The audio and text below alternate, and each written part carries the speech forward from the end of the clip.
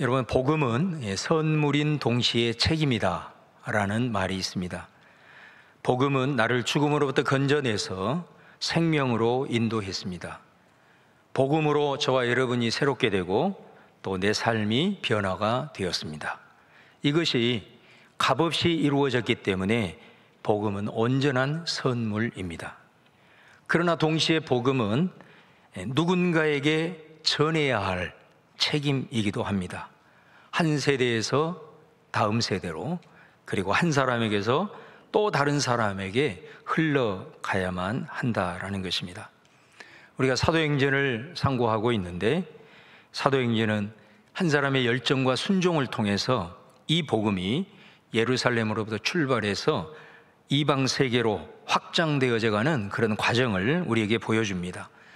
예수님께서 제자들을 떠나시면서 하신 말씀, 사도행전 1장 8절에 오직 성령이 너희에게 임하시면 너희가 권능을 받고 예루살렘으로부터 시작해서 땅끝까지 이르러서 내 증인이 되리라. 여러분, 이 말씀은 단순한 어떤 선언이 아니라 실제로 이루어질 그런 약속이었습니다. 그리고 이 예수님의 약속을 붙들고 땅끝까지 걸어간 사람이 바로 사도 바울입니다. 근데 여러분, 사도 바울이 생각하는 땅끝은 어디였을까요? 로마서 15장 22절에서 25절 말씀, 좀 길지만은 제가 봉독합니다.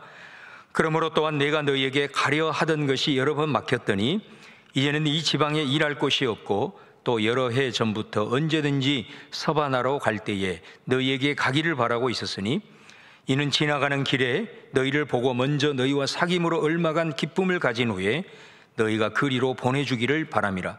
그러나 이제는 내가 성도를 섬기는 일로 예루살렘에 가노니. 바울이 로마 교회에 보낸 로마서라고 하는 편지 내용입니다. 여기서 바울은 그 로마를 방문하고자 하는 그런 마음이 얼마나 속으로 충만한지 모릅니다. 그런데 바울에게 있어서는 그 로마가 최종 목적지가 아니라는 거죠. 그에게 있어서 땅끝은 바로 오늘 본문의 서바나로 표현되어 있는 지금의 스페인이라고 할 수가 있습니다. 바울은 내가 땅끝 그 서바나에 가야 하는데 거기를 가기 전에 너희들을 내가 잠시 방문해서 로마 교회 성도들과 함께 복음으로 교제하고 나누고, 그리고 나서 나는 너희들이 나를 땅끝으로 파송해 주기를 바란다. 너희 로마 교회가 내가 땅끝까지 갈 수 있도록 후원해 주고 기도해 주기를 바란다라는 것을 로마에 가기 전에 미리 이렇게 편지를 통해서 보내고 있는 것을 보게 됩니다. 그러면서 25절 말씀에 바울이 이 로마를 거쳐서 서바나로 가기 전에 내가 예루살렘을 들렀다가 너희들에게 갈 것이다, 이렇게 말을 합니다. 오늘 우리가 봉독한 사도행전 20장에 보면은 바울이 지금 거하고 있는 곳이 헬라라고 얘기를 합니다. 더 자세하게 말하면 고린도 지역이라고 할 수 있습니다. 여러분, 사진을 하나 보시면은 이게 지중해 연안 도시의 나라들이 모습입니다. 가운데 보면은 옅은 빨간색으로 표시되어 있는 그곳이 고린도이고요. 그 고린도를 포함한 녹색 그 지역을 아가야라고 부르고, 그 다음에 그 위쪽에 노란색을 마게도냐 지방이라 이렇게 부릅니다. 그리고 좌측 위쪽으로 보면은 여성들의 부추와 같이 생긴 나라가 이탈리아죠. 거기에 보면 파란색 네모 박스로 되어 있는 그곳이 로마입니다. 그러니까 그토록 로마를 가고 싶어 한다면 바로 지금 있는 이 고린도에서 그 위쪽으로 살짝만 배 타고 가서 올라가면 로마에 금방 갈 수 있는 것이죠. 그런데 우측으로 이렇게 쭉 대각선으로 내려오면 보라색으로 표시되어 있는 바로 그곳이 예루살렘입니다. 그런데 바울은 이 예루살렘을 거쳐서 로마로 가겠다는 거죠. 그도 그냥 배 타고 갈 수도 없고 노란색 위쪽을 쭉 따라서 마게도냐를 거쳐 그 다음에 소아시아를 지나 그리고 에베소 부근에서 배를 타고 예루살렘으로 왔다가 또 예루살렘에서 그 녹색 선을 따라서 지중해를 가로질러서 로마로 간다는 거죠. 그러니까 거리상으로 봤을 때는 고린도에서 로마로 가는 것보다 지금 이 예루살렘을 거쳐 가는 것이 최소 거리상으로 7배 정도 긴 여정이고 시간도 많이 걸리게 됩니다. 실제로 우리가 사도행전을 쭉 읽어보면은 바울이 예루살렘으로 가는 길에서 얼마나 위험천만한 일이 많은지 모르고, 실제로 예루살렘에 도착을 해보면 바울의 소문을 듣고 유대인들 중에 바울을 죽이려고 금식을 하면서 결사대를 조직해서 바울을 죽이려고 하는 이런 일들이 벌어지게 되고, 결국은 바울이 그곳에서 감옥에 붙잡히게 되고, 그토록 빨리 가고자 했던 로마를 여기서 붙잡힘으로 말미암아서 2년의 시간을 결국은 더 늦추어서 로마에 가게 되는 이런 상황이 이제 발생을 하게 되는 겁니다. 그런데 바울은 왜 굳이 로마로 바로 가지 않고 예루살렘으로 들려서 예루살렘을 방문하고 그리고 로마로 가기를 원했을까? 자, 그 내용을 오늘 여러분과 잠시 상고하고자 하는 것입니다. 오늘 본문에 보면은 이제 바울이 1차, 2차, 3차 선교여행을 다 이제 마치고 예루살렘으로 가는 그 여정의 시작을 보여주고 있습니다. 그런데 바울은 이 예루살렘으로 가면서 자기 혼자 가지 아니하고, 바울이 선교에서 많은 그리스도인들이 생겨나고 또 그리스도인이 생겨나자 곳곳에 교회가 개척이 되어지고, 심지어 그 교회를 목양하는 리더들이 세워지게 되는데요, 그 이방 교회의 리더들을 함께 데리고 지금 예루살렘으로 가는 것입니다. 그 사람들의 명단이 오늘 우리가 봉독한 4절에 잘 나와 있는 것을 볼 수가 있습니다. 그래서 바울은 이 사람들을 데리고 가는 것이 예루살렘으로 가는 목적이었다라는 거예요. 그러면 바울은 왜 이 사람들을 데리고 예루살렘으로 가려고 했을까? 그 이유를 잘 알려주는 본문이 로마서 15장 16절 말씀입니다. 한번 같이 한번 읽어볼까요? 시작. 이 은혜는 곧 나로 이방인을 위하여 그리스도 예수의 일꾼이 되어 하나님의 복음의 제사장 직분을 하게 하사 이방인을 제물로 드리는 것이 성령 안에서 거룩하게 되어 받으실 만하게 하려 하심이라. 바울은 자기를 이방인의 사도라, 자기 하나님께서 주신 사명은 이방인에게 복음을 전하는 것이다 라는 거예요. 그래서 방금 서두에 말씀드린 대로 1, 2, 3차 선교를 통해서 교회가 세워지고 성도가 늘어나고 그리고 지도자들이 세워졌어요. 그래서 이제 바울이 선교 여행을 다 마치는 겁니다. 마치면서 이제 땅끝을 그가 가려고 하기 전에 바로 이 선교의 열매를 예루살렘에 가서 하나님 앞에 이방인을 제물로 드리기를 원했던 겁니다. 이것이 오늘 로마서 말씀에 이방인을 제물로 드린다는 의미입니다. 근데 지금 이 시기가, 오늘 봉독한 20장 6절에 보면은 무교절이다 그랬습니다. 시기가 무교절. 무교절은 6월절의 다른 이름입니다. 누룩을 넣지 않는 빵을 먹으면서 당시 우리 조상들이 출애굽 가운데 긴박했고 그 놀라운 출애굽의 역사를 이루신 그 하나님을 기억하자라는 의미로 이제 무교절이라고 부르면서 7일 동안 이제 절기를 지키는 겁니다. 근데 이 6월절 이후에 50일이 지나면 절기가 또 하나 있는데 그 절기가 오순절입니다. 그래서 오순절은 5오자에 10순자 50일이라는 뜻이거든요. 그러니까 6월절에서 50일이 지나면 오순절입니다. 그러니까 바울은 지금이 무교절이에요. 그러니까 지금으로부터 출발을 해서 이 오순절이 되기 전에 예루살렘에 도착하기를 원하는 겁니다. 사도행전 20장 16절 말씀에 보면은 바울이 아시아에서 지체하지 않기 위하여 에베소를 지나 배 타고 가기로 작정하였으니 이는 될 수 있는 대로 오순절 안에 예루살렘에 이르려고 급히 가미르라. 바울은 왜 여러분 오순절까지 예루살렘에 도착하려고 했을까요? 우리가 구약에 보면 오순절을 다른 말로 맥추절이라고 합니다. 이 절기는 이스라엘 백성들이 40년 동안 광야 생활을 하다가 하나님의 약속 성취로 적과 꿀이 흐르는 가나안 땅에 들어가게 되죠. 그곳에서는 떠돌아다닐 필요가 없습니다. 정착을 해서 농사를 짓게 되는 겁니다. 그래서 첫 번째 수확을 하게 될 때에 그 절기가 바로 보리나 그다음에 밀을 중심으로 추수를 하게 돼요. 그들이 이곳에 정착하면서 추수를 하고 수확을 하게 됩니다. 그 추수한 수확의 첫 열매를 하나님 앞에 드리는 절기가 오순절 맥주절이다라는 것이죠.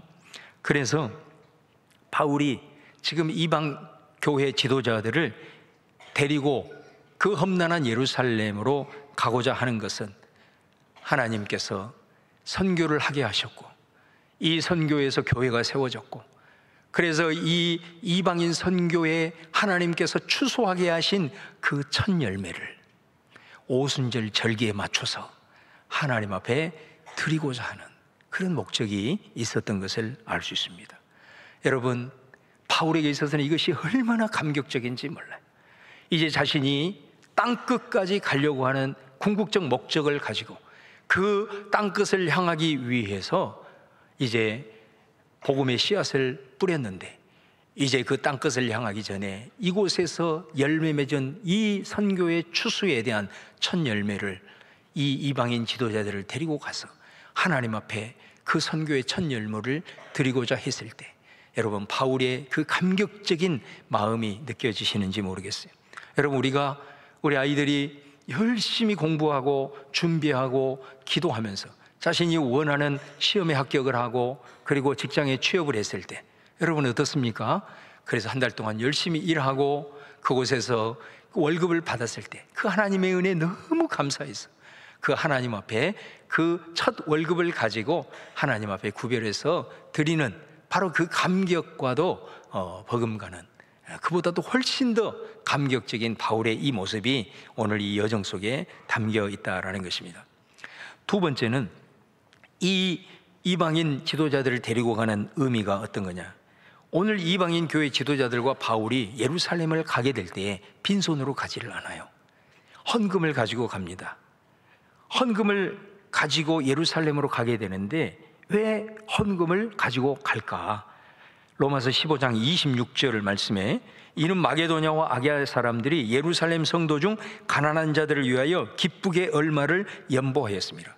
지금 이들이 예루살렘에 가는데 예루살렘의 지금 상황은 흉년이 들어가지고 경제적으로 매우 지금 성도들이 곤핍함 가운데 있는 거예요. 이 소식을 들은 바울이 예루살렘으로 가기 전에 여러 이방인 교회들에게 편지를 보내가지고 지금 예루살렘 교회 성도들이 너무너무 가난하고 어려운 가운데 있으니 우리가 마음을 모아서 그들을 위해서 구제 헌금을 좀 모아서 함께 전달했으면 좋겠다. 그래서 이방 교회들이 그 바울의 말을 기쁘게 받아들이고 그들이 어려운 중에도 자원해서 이렇게 연보를 한 거예요. 헌금을 거두게 된 거예요. 그래서 이 헌금을 가지고 이제 전달을 하는 겁니다. 근데 혼자 가지 아니하고 말씀드린 대로 이방인 지도자들과 함께 이 헌금을 가지고 예루살렘에 가는 겁니다. 자, 그런데 바울이 이 헌금의 의미를 이렇게 설명하고 있습니다. 로마서 15장 27절 말씀입니다. 같이 읽어보겠습니다. 시작. 저희가 기뻐서 하였거니와 또한 저희는 그들에게 빚진 자니 만일 이방인들이 그들의 영적인 것을 나누어 가졌으면 육적인 것으로 그들을 섬기는 것이 마땅하니라.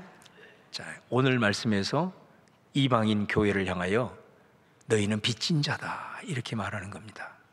누구에게 빚을 졌냐? 예루살렘 교회에 빚을 졌다라는 겁니다. 왜요?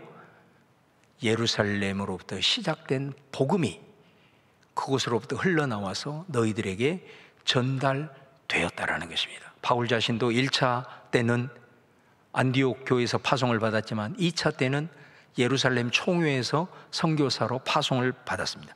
그래서 그 예루살렘에 파송을 받아서 바울이 이방 지역 곳곳을 다니면서 복음을 전했고 바로 예루살렘에서부터 흘러나오는 이 복음의 역사로 너희들이 예수님을 만나고 복음의 사람이 되었으므로 너희들은 예루살렘 교회에 빚을 진 자들이다 라는 것을 말씀을 하는 거예요.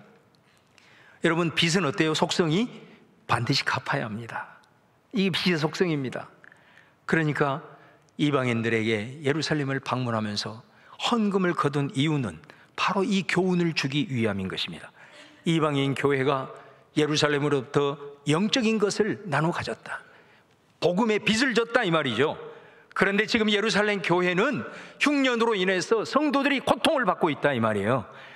그러니 우리가 영적인 것을 그들로부터 받았으면 빚을 진 자로서 우리의 육적인 것을 가지고, 물질을 가지고 그들을 섬기는 것이 마땅하다.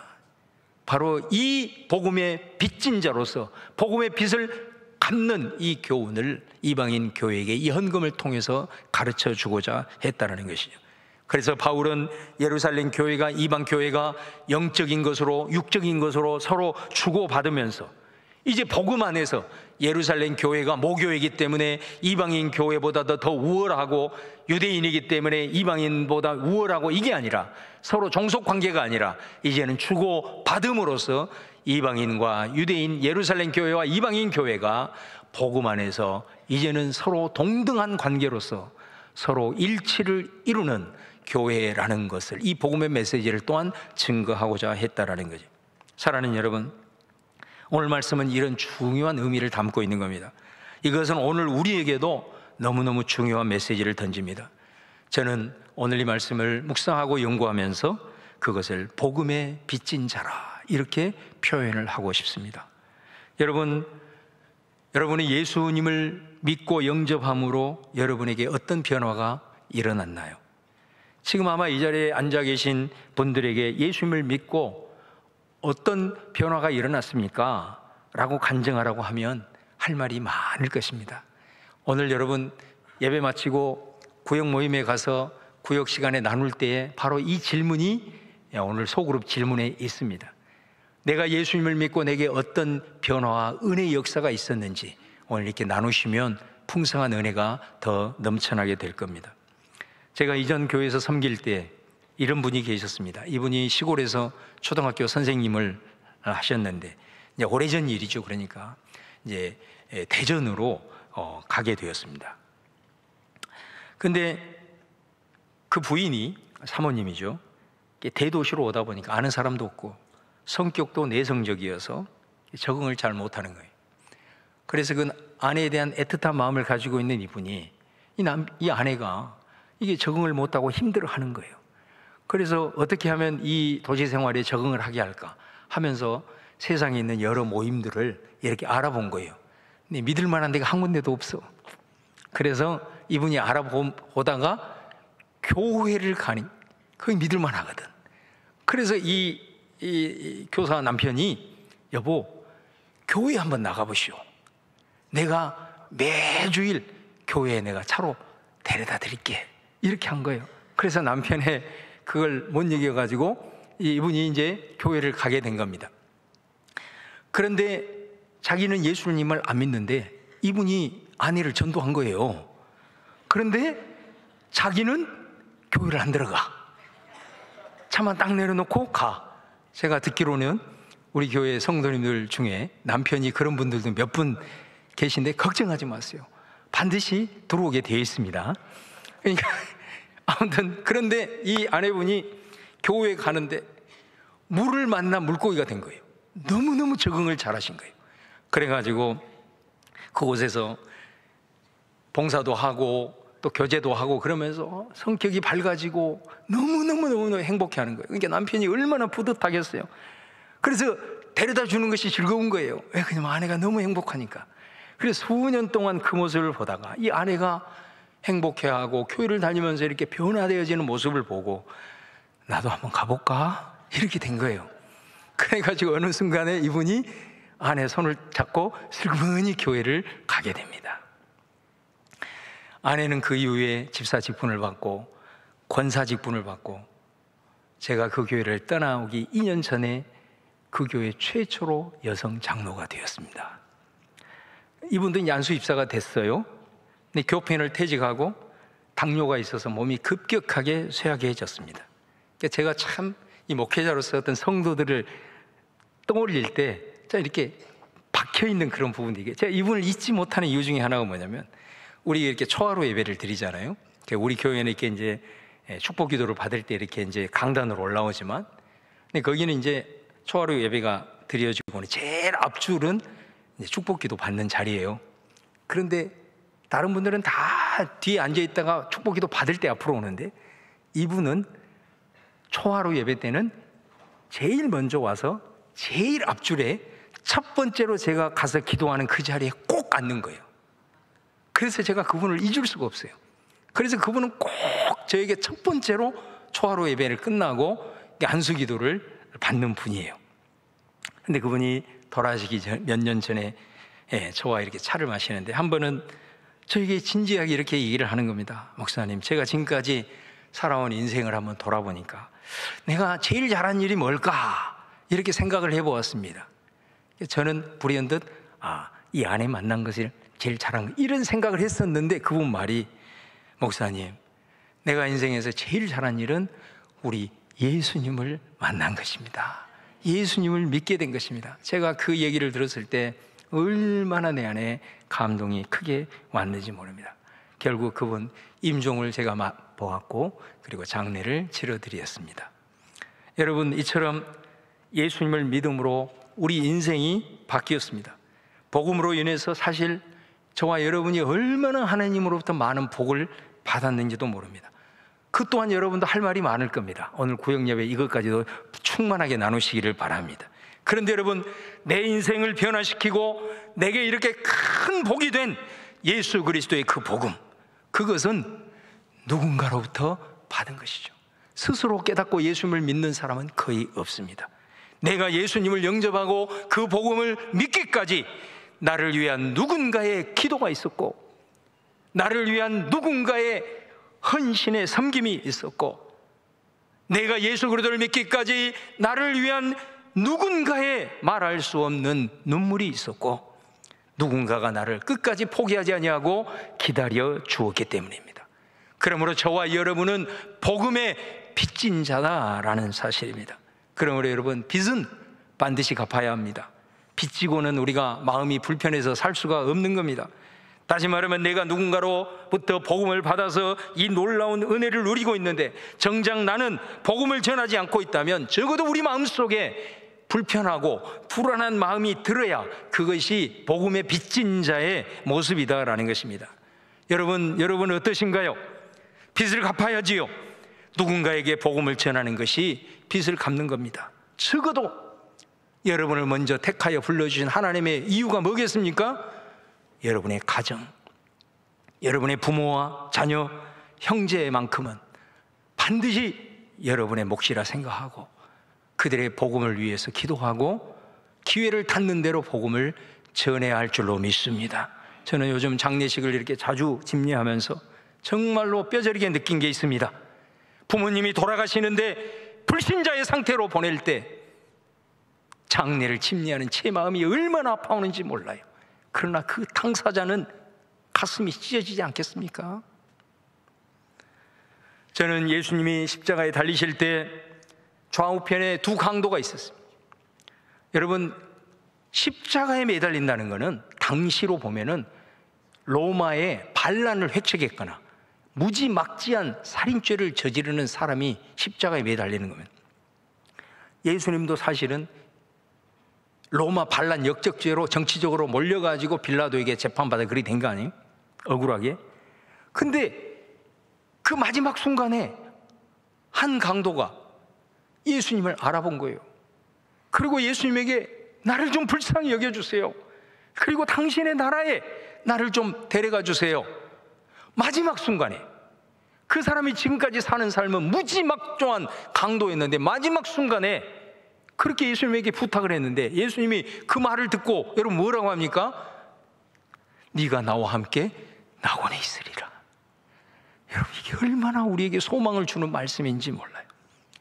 그래서 마지막 순간에 노년에 계신 우리 부모님들에게 요양병원에서 예수님을 영접시키기 위해서 여러분이 잘 모를 거예요. 저는 다 알아요. 우리 권사님들, 집사님들이 얼마나 애를 쓰는지 몰라요. 그래서 제가 가서 직접 영접시키기도 하고 우리 교구 목사님들이 가서 거기에 누워있는 분들에게 예수님을 전해서 예수님을 영접하는데 정말로 놀라운 건 뭐냐면 그분들이 마음이 열려서 대부분 다 영접을 하는 것입니다. 그런데 내가 나중에 듣는 소리로 그분들의 경우 그 자녀들이 부모님들의 구원을 위해서 얼마나 기도했는지 그 얘기를 들으면서 그래, 저렇게 한순간에 마음을 여는 것이 쉽지 않을 것인데 하나님 앞에 맡기고 정말로 눈물로 기도했던 그 눈물에 하나님이 긍휼을 베풀어 주셨다는 것을 저는 늘 깨닫게 됩니다. 제가 저녁마다 우리 교회 매일 기도에 참석해서 기도를 합니다. 근데 한번 하나님께서 이런 감동을 주세요. 구원은 하나님께 속해 있으니 실망치 말고 기도하라는 거예요.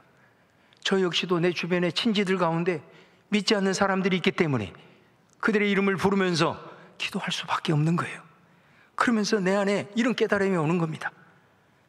내가 만약에 하나님 앞에 나도 언젠가는 가게 될 터인데 내가 하나님 앞에 섰을 때 하나님이 내게 너 왜 너희 부모님 구원을 위해서 기도 안 했냐? 네 자녀 구원을 위해서, 네 형제 구원을 위해서 왜 그렇게 기도에 게을렀어? 이렇게 물어본다면 내가 너무도 부끄러울 것 같은 거예요. 그 감동이 기도하는 가운데 내 안에 오는 거예요. 그래서 내가 그 순간에 그래, 구원은 하나님께 속해 있지. 내가 포기하지 말고 나중에 내가 하나님 앞에 섰을 때 주님, 저 부모님의 구원을 위해서, 내 자녀의 구원을 위해서 저 죽도록 기도했어요. 저 많이 눈물을 흘렸어요. 주님 아시잖아요. 이 말이라도 할 수 있도록 내가 기도를 쉬지 않아야 되겠구나. 그런 감동이 제 안에 왔어요. 그러면서 깨달음 속에 하나님이 마치 제게 이렇게 말씀하시는 것 같았어요. 그렇게 기도하는데 내가 그 영혼을 불쌍히 여기지 않겠느냐. 저와 여러분은 복음의 빚진 자예요. 빚을 지고는 우리는 못 사는 겁니다. 반드시 갚아야 합니다. 여러분, 그 빚 갚으십시오. 우리 한국 교회도 복음의 빚을 크게 진 나라입니다. 세상 사람들은 어떻게 생각할지 몰라도 예수를 믿는 우리들은 영적인 시각을 가지고 바라볼 때 복음이 아니었다면 우리나라가 이렇게 예수를 믿는 나라로, 비율로 따져서 세계 선교의 제1위 국가로 설 수 있었을까? 반대로 생각하면 복음이 없었다면 어떻게 이 나라가 되었을까? 상상해도 끔찍만 합니다. 조선 말기에 자신의 안정된 직업을 내려놓고 누릴 수 있는 많은 혜택을 포기하고 가장 가난한 조선에 왔던 그 20대 중반의 젊은 선교사들이 있었기 때문에, 그리고 그 선교사들을 파송하고 계속해서 후원하고 기도했던 무명의 그리스도인들이 있었기 때문에 오늘 우리가 있는 겁니다.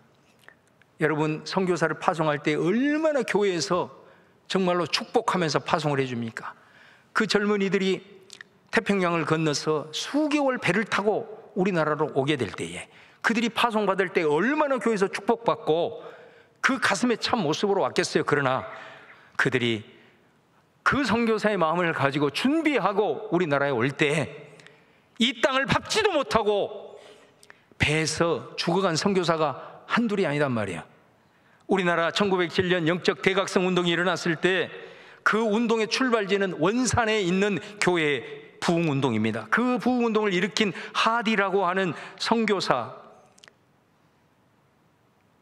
그가 한국에 와서 아이를 낳았는데 첫 아이는 3살에 죽습니다. 풍토병에 걸려서. 두 번째 아이를 낳습니다. 그 아이가 5살 만에 또한 죽습니다. 지금 서울에 있는 양화진을 가보면 하디 선교사의 무덤과 3살과 5살 그 아이의 무덤이 합장되어 있는 것을 볼 수 있습니다.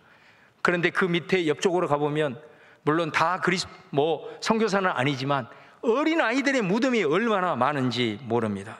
그곳에는 그들의 삶과 눈물이 고스란히 묻어 있는 것입니다. 사랑하는 여러분, 지금 우리가 누리고 있는 것을 결코 당연하게 여기면 안 됩니다. 이 땅을 위해서 자신의 젊음을 바친 선교사들과 남몰래 이 땅을 위해서 기도한 이들의 사랑과 헌신과 눈물 위에서 이 나라는 서 있고 저와 여러분이 이 자리에 서 있는 줄로 믿습니다. 그러므로 우리는 절대로 그 빚을 잊어서는 안 된다는 것. 오늘 말씀을 정리하면서 나는 과연 복음의 빚진 자로서 살아가고 있는가? 복음은 이 복음의 빚을 알고 있었습니다. 그래서 금방 갈 수 있는 로마보다도 자기가 선교하고 개척한 그 로마 이방인 교회의 지도자들을 예루살렘으로 데리고 간 이유는 복음의 빚은 반드시 갚아야 하는 것이라고, 그 교훈과 그 가르침을 주기 위해서, 그리고 그 선교의 첫 열매를 올려드리기 위해서 그 험난한 길을 걸어갔던 바울을 기억하십시오. 우리도 복음을 받았습니다. 그리고 그 복음으로 자유를 누립니다. 복음 때문에 우리가 이전과는 비교할 수 없는 은혜와 그리고 구원과 생명을 얻고 하나님의 자녀로서의 자리에 올라서게 되었습니다. 그런데 그 은혜를 우리가 어떻게 갖고 있습니까? 여러분 안에 지금 정말로 구원의 감격이 나를 움직이고 있습니까? 복음을 전하지 못하면 내 마음이 불편할 정도로 빚진 자의 심정이 여러분 안에 살아 있습니까? 오늘 말씀을 통해서 하나님 앞에 기도하며 나갈 때, 주님, 내 영혼을 흔들어 깨워 주시옵소서. 그리고 여러분 안에 이렇게 주님 앞에 고백할 수 있기를 바랍니다. 주님, 복음의 은혜를 잊지 않은 사람 되게 하여 주옵소서. 복음을 흘려보내는 사람 되게 하여 주시옵소서. 복음의 빛을 갚을 수 있는 하나님의 은혜를 저에게 부어 주옵소서. 기도하는 여러분 되시기를 주님의 이름으로 축원합니다.